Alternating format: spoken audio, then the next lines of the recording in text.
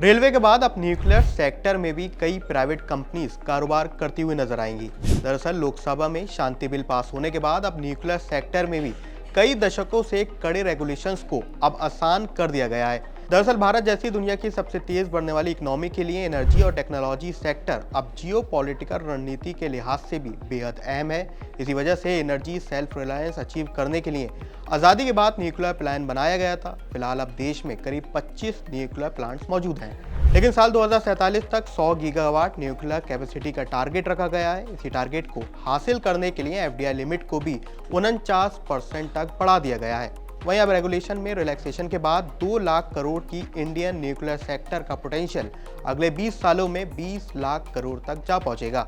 ऐसे में अगर आप एक रिटेल इन्वेस्टर हैं और न्यूक्लियर थीम में कमाई का मौका देख रहे हैं तो कई ऐसे सेक्टर हैं जहां बम्पर कमाई का मौका बन सकता है। सबसे पहले MTAR टेक्नोलॉजीज, ये कंपनी न्यूक्लियर रिएक्टर्स के लिए कॉम्प्लेक्स और हाईली डिफरेंशिएटेड कंपोनेंट्स सप्लाई करती है। मार्केट में अभी इसका शेयर प्राइस करीब 2466 रुपए के आसपास है। पिछले एक साल का रिटर्न भी अच्छा खासा 47% के करीब है। स्टॉक्स में FIS की होल्डिंग 9.2% और म्यूचुअल फंड के पास अच्छा खासा 20% होल्डिंग मौजूद है।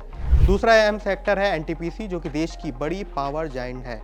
अब ये न्यूक्लियर सेक्टर में भी एंट्री कर रही है।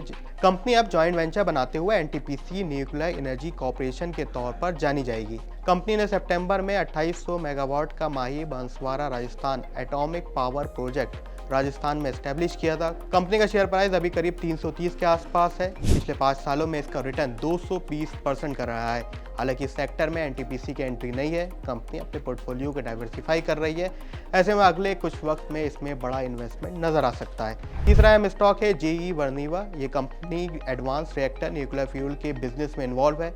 कंपनी जनरल इलेक्ट्रिक और हिटाची के जॉइंट वेंचर में बनी GE वर्निवा के पास कई दशकों का एटॉमिक एनर्जी एक्सपीरियंस है। कंपनी के पोर्टफोलियो में refuelling, outrageous non destructive examinations और MW कैपेसिटी अपग्रेड्स शामिल है। शेयर प्राइस की बात करें तो अभी करीब 3100 के आसपास ट्रेड कर रहा है। रिटर्न के मामले में पिछले एक साल में 36 और पिछले 5 साल में जबरदस्त 2660% का मल्टीबैगर रिटर्न दिया है। इसके अलावा BHEL भी इस सेक्टर में एक अहम कंपनी है, जो कि न्यूक्लियर टरबाइन जनरेटर सेट की सप्लायर है। कंपनी की 14 यूटिलिटी स्केल न्यूक्लियर यूनिट्स मौजूद हैं, जबकि इसका पोर्टफोलियो अगले कुछ समय में ज़्यादा तेज़ी से बढ़ने की उम्मीद जताई जा रही है। शेयर प्राइस अभी 281 के आसपास है और इसका एक साल का रिटर्न करीब 18% है।